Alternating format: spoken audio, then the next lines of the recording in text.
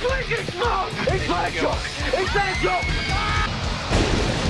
And no escapes. Causing death.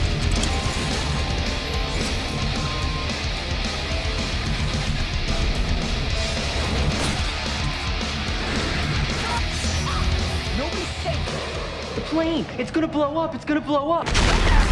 Okay, welcome back to the week of Final Destination, reviewing every single movie in the series leading up to Bloodline. But before I get into talking about Final Destination 3, I just need to mention this, man. So I reviewed Final Destination 2 on Sunday, and in that review, I of course talked about the instilled fear for years and years of being on the highway and somehow ending up behind a truck carrying logs, and how that is something that has stuck with the hearts and minds of everybody in my generation and beyond for the past 20 years, okay? And I specifically mentioned how if that ever happens, I do everything in my power to get around that truck as fast as possible. Lo and behold, the very next day, I'm not shitting you, on Monday, I'm driving on the highway, and this is what's in front of me. And yes, it's dangerous to take out your phone and take a photo while driving, but I just had to prove it to people because there's just no way that this shit happens, all right? And I will let you know right now that I immediately got off the highway and took the back way home. Crazy. But anyways, I'm still here, so whatever fate has planned for me and whenever death decides to come, well, it skipped me for at least one more day. And with that, I'm able to come back and review Final Destination 3 for you guys. And with the third Final Destination movie, this one is actually kind of the unsung hero of the franchise. This is one that I often hear people say is their favorite, and I never really heard that from people until years later. And I think a lot of people grew up with this one. I think a lot of people might have seen this one first. This might have been their first Final Destination movie, but whatever the case may be, more and more often I hear people say that part 3 is the best, and I think it's really good. With Final Destination 3, we have the return of the director of the first Final Destination, James Wong. Again, before he directed Dragon Ball Evolution. He directed this movie, so it has a very similar vibe, similar tone as the original, same kind of style. And also by this point, we kind of understand the premise of Final Destination very well. So this movie does a good job of playing with the audience, meaning putting characters in specific scenarios where we see the breadcrumbs of what's going to happen. We see pieces of equipment start to fail. We see the plug, next to a water fountain where the water is dripping off of. We see the swords hanging above somebody that's working out. We see the tanning bed get locked into place. We see all of the different things that could happen, everything that happens at the hardware store. And this movie is also very, very good at building tension. And I think that the thing that part 2 and part 3 are better at than the original is that sense of building tension. And I think it's because we're really locked into the idea of Final Destination now. We know what these movies are. We know what it's all about. So now we're just experimenting, having fun, and trying to see how elaborate and how intricate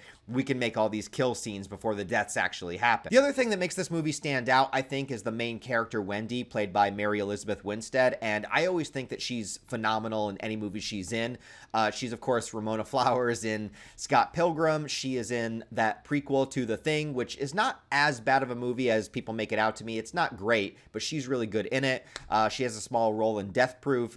She's in 10 Cloverfield Lane that she's really good in. So she always kind of winds up in these kind of movies and always does a really good job. And I think that in this movie in particular, especially for the third movie in a horror franchise, she does a phenomenal job. Like, she is acting circles around pretty much everybody else in this movie, and she's taking it very seriously. Like, when she freaks out and starts crying and having the vision of the accident in the beginning of the movie, like, you really feel it. Like, I was feeling emotions for her and how she was freaking out. Like, I think she has probably the best response out of the three main characters as to making it seem completely believable that this person is frantic and panicking for their lives and needs to get off of this roller coaster. And yes, the opening premise of this movie, the opening kill scene, takes place on a roller coaster that malfunctions. And roller coasters are a legitimate fear for a lot of people. And I feel like when I was younger, when I was a kid, I loved roller coasters. And I think it was sort of like because other people around me were afraid of them. I was kind of like that little kid, like, oh, I'm tough, I'll do it.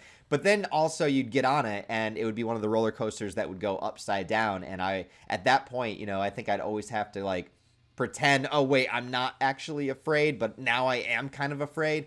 And, it is rare, but you see it happen where roller coasters will, have an incident that goes wrong and somebody will fall off of one or somebody gets killed at an amusement park. Like, it's one of those things that happens so frequently, something very common, just like a plane crash or an incident on the highway or something. It's something people deal with, frequently.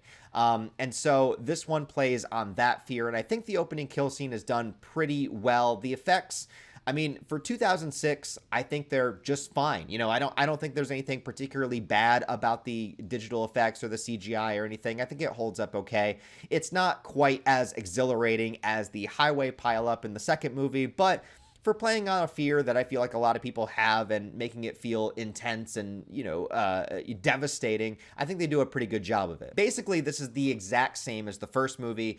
The only connection it has to the first two is the fact that the event of the first movie, the plane crash and Devon Sawa's character being able to see it happen, that's sort of become like an urban legend. Like, some people know about it. It was a news story, a news article that had happened. So this does take place in the same universe, in the same continuity, but we only get really one brief mention of the original film in the plane crash. But other than that, it focuses completely on brand new characters and is its own movie. Had that one reference not been made, it essentially is just like a remake of the first movie in a certain point of view, where it's just, we have the opening incident, Wendy has the vision of what's going to happen, and then death is coming for people, killing them in the order in which they were killed in the vision. And if you intervene, if somebody is saved from a death, it skips that person and goes to the next person in line, so on and so forth. It's the same old deal, but we're still in that territory where they execute it in a very fun way. The new thing that they implement here, though, is this idea of these photographs. So Wendy is taking photos for the high school yearbook, and all of the photos are of the people that are going to die. And in the photos, there's a clue about what's going to happen to them to cause their death. Like, there's one where a guy is standing behind a fan, and in one of the most ridiculous deaths in the movie, one of the cars gets hit, the engine comes out of the car, and the fan smacks into the back of the guy's skull, basically like splitting his skull open. Absolutely ridiculous, but hey, that was the clue that led to that death. I think probably the standout death in this movie is the tanning bed sequence. Now, that's something, obviously, as you can see by my bright pasty white skin, is something that I've never dealt with. I'm a ginger. I go outside. I don't just get sunburn. I just burst into flames. So a tanning bed is something that I would never dare step foot in. But for a lot of girls, or even dudes maybe, that go to tanning beds at a frequent pace, I think this movie is definitely something that plays on that fear of being trapped in one of those tanning beds and the heat turning up really high, where you have these girls that just are panicking and like trying to get out. Their skin is burning. They're like boiling, like they're getting boils and blisters on their skin and they can't get out. And it's it's definitely one of if I was doing a ranking of all of the deaths in the entire Final Destination franchise, that one would be in the top 10 for sure. The other standout deaths is one girl, falls in the hardware store and the nail gun goes through her head several times. And the finale takes place during this big event in the town where they're setting off fireworks. A horse gets loose and one of the ropes wraps around the girl's neck and pulls her across the field. Also, the other weird one to me is this guy is working out, and the clue is that these swords are going to kill him, and they have swords in the gym that are hanging above him, and they swing. They don't manage to cut him, but somehow they cause the back row machine that he's using to break, and like the two weights collapse and smush his head together. I don't really know how that's possible, but the point is, don't think too deeply about it and just enjoy the ride. And if you do that, this movie is a lot of fun. I also think out of the first three movies so far that this has the best ending scene. But at the end of this movie, the three final characters, they think they're okay because they don't know exactly how everything works, and since it skipped all three of them to kill another character, they think that they're safe. They don't know that it's going to come back and kill them after it skipped them.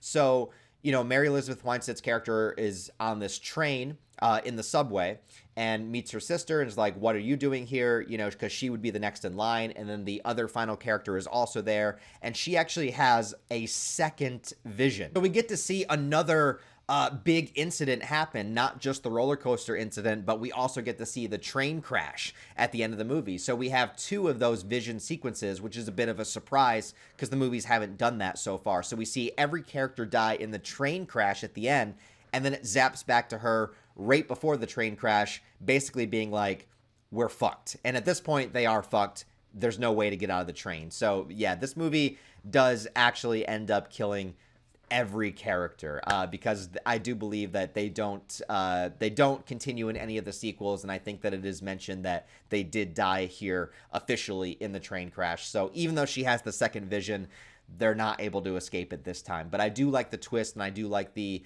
idea of having 2 of these visions in the movie rather than just one. That was a pretty neat idea for the 3rd installment. So yeah, overall, I like Final Destination 3 quite a bit. I don't like it as much as the first 2, but I think it is still really good. We're in good territory. This is before the series starts to go downhill a little bit, but like I said, a lot of people think the 3rd one is their favorite, and I can understand why. And like I said, Mary Elizabeth Winstead does an amazing job, like just treating it so seriously and so genuinely that you actually feel for her character. The other characters, not so much, but definitely her. But anyways, guys, let me know what you think of Final Destination 3 down below. What are your favorite kills? What do you like about it? Is it your favorite of the franchise? Let me know what you guys think, and we are going to continue this series. Tomorrow will be part 4, 5, and then Bloodlines. So the week of Final Destination continues, and hopefully I don't end up on a roller coaster or in a train like I did behind a log truck. But anyways, thank you guys for watching. I appreciate it. Give it a thumbs up, comment, help it out in the algorithm. I'll talk to you guys next time.